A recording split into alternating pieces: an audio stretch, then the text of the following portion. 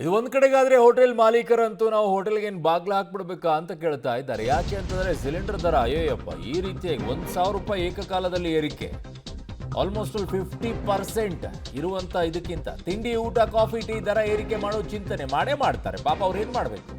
ಶೀಘ್ರದಲ್ಲೇ ಹೋಟೆಲ್ಗಳಲ್ಲಿ ದರ ಏರಿಕೆಗೆ ನಿರ್ಧಾರ. 100 ರೂಪಾಯಿ ಏರಿಕೆ ಆದಾಗಲೇ ಅವ್ರು ದರ ಏರಿಕೆ ಮಾಡಿದ್ರು, 1,000 ರೂಪಾಯಿ ಆದಾಗ ಬಿಡ್ತಾರಾ? ಹೋಟೆಲ್ ದರ ಏರಿಕೆಯ ಬಗ್ಗೆ ಗ್ರಾಹಕರು ಅಸಮಾಧಾನವನ್ನು ವ್ಯಕ್ತಪಡಿಸ್ತಾ ಇದ್ದಾರೆ. ಏನು ಮಾಡೋಕ್ಕಾಗುತ್ತೆ ಪಾಪ, ದರ ಏರಿಕೆ ಆದರೆ ಕಾಫಿ ಟೀ ಕುಡಿಯೋದು ಕಷ್ಟ ಅಂತಿದ್ದಾರೆ. ಈ ಹೋಟೆಲ್ನವರು ಅಟ್ಲೀಸ್ಟು ಇಂಡಕ್ಷನ್ ಸ್ಟೋವ್ಗಳನ್ನಾದರೂ ಟೀ ಕಾಫಿ ಗಿಡಿ ಅದ್ರ ದರ ಏರಿಕೆ ಮಾಡೋಕ್ಕೆ ಹೋಗಬೇಡಿ. ಇನ್ನುಳಿದು ನೀವು ಗ್ಯಾಸ್ ಮೇಲೆ ಮಾಡೋದಕ್ಕೆಲ್ಲ ಏರಿಕೆ ಮಾಡ್ಕೊಳ್ಳಿ. ತುಂಬ ಕಷ್ಟ ಸರ್. ಯಾಕಂದರೆ ಈಗ ಫೀಲ್ಡಲ್ಲಿ ಕೆಲಸ ಮಾಡೋರಿಗೆ ನಾವು ಹೋಟ್ಲಲ್ಲಿ ತಿನ್ನಲೇಬೇಕು ನಾವು.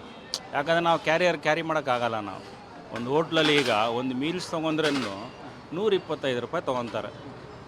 ನಮಗೆ ಸ್ಯಾಲ್ರಿ ಎಷ್ಟಿದೆ ಆ ಥರನೇ ಇದೆ. ನಮಗೆ ಸ್ಯಾಲ್ರಿಯಲ್ಲಿ ಏನೂ ನಮ್ಗೆ ಇಂಪ್ರೂವ್ಮೆಂಟ್ ಏನೂ ಇಲ್ಲ. ಈಗ ಕಮರ್ಷಿಯಲ್ ಸಿಲಿಂಡರ್ ಜಾಸ್ತಿ ಆಗಿಬಿಡುತ್ತೆ ಅಂದರೆ ಅವ್ರು ಆಟೋಮೆಟಿಕಾಗಿ ನಮ್ಮದು ಜಾಸ್ತಿ ಮಾಡ್ತಾರೆ. ಸೊ ತುಂಬ ತೊಂದರೆನೇ ಆಗುತ್ತೆ ಸರ್. ಇದರಿಂದ ಅನಿವಾರ್ಯವಾಗಿ ಈಗ ಹೋಟ್ಲವರು ಪ್ರೈಸ್ ಇನ್ಕ್ರೀಸ್ ಮಾಡಲೇಬೇಕಾಗುತ್ತೆ. ನಾವು ಕಾಮನ್ ಪಬ್ಲಿಕ್ಗೂ ಈಗ ದಿನಸಿಗೆ ಡೈಲಿ ಬ್ರೇಕ್ಫಾಸ್ಟ್ ಲಂಚ್ಗಾಗಲಿ ಡಿಪೆಂಡ್ ಆಗಿರೋರೆಲ್ಲ ಹೋಟ್ಲ್ ಬಿಟ್ಟರೆ ಬೇರೆ ಇದಿಲ್ಲ ಅವ್ರಿಗೆ. ಸೊ ಈಗ ಅವ್ರಿಗೆ 1,000 ರೂಪಾಯಿ ಜಾಸ್ತಿ ಅಂತ ನಮಗಿಲ್ಲಿ ಒಂದೊಂದು ಪ್ಲೇಟ್ಗೂ 10 ರೂಪಾಯಿ 15 ರೂಪಾಯಿ ಜಾಸ್ತಿ ಮಾಡ್ತಾರೆ. ಸೊ ಏನು ಮಾಡೋಕ್ಕಾಗಲ್ಲ, ಖಂಡಿತ ತೊಂದರೆ ಆಗುತ್ತೆ. ಖಂಡಿತ ಅಂದರೆ ಜಾಸ್ತಿ ಆಗಿದೆ. ಅವರಿಂದ ನಮಗೆ ಏಟ್ ಬೀಳ್ತಾ ಇದೆ. ಏನಂದರೆ ಒಂದು ದೋಸೆ ತಗೊಂಡ್ರೂ 70 ರೂಪಾಯಿ ಇತ್ತು, ಇವಾಗ 100 ರೂಪಾಯಿ ಆಗಿದೆ. ಆ ಥರ ಒಂದೊಂದರಲ್ಲಿ ಕಾಫಿ ಕುಡಿಬೇಕಂದ್ರೂ 15 ರೂಪಾಯಿ, ಇವಾಗ 20 ರೂಪಾಯಿ ಇದೆ. ಎಲ್ಲ ಜಾಸ್ತಿ ಮಾಡಿದ್ದಾರೆ ಸರ್.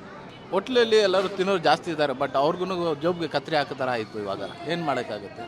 ಏನು ಮಾಡೋಂಗಿಲ್ಲ. ಇದು ಏನಂದರೆ ನಾವು ಸ್ವಲ್ಪ ಗೌರ್ಮೆಂಟ್ಗೆ ಹೇಳ್ಬೇಕು, ಸ್ವಲ್ಪ ಕಡಿಮೆ ಮಾಡಿ, ಈ ಥರ ಇದೆ ಸ್ವಲ್ಪ ಮಾಡಿದ್ರೆ ನಮಗೂ ಒಳ್ಳೆ ಆಗುತ್ತೆ.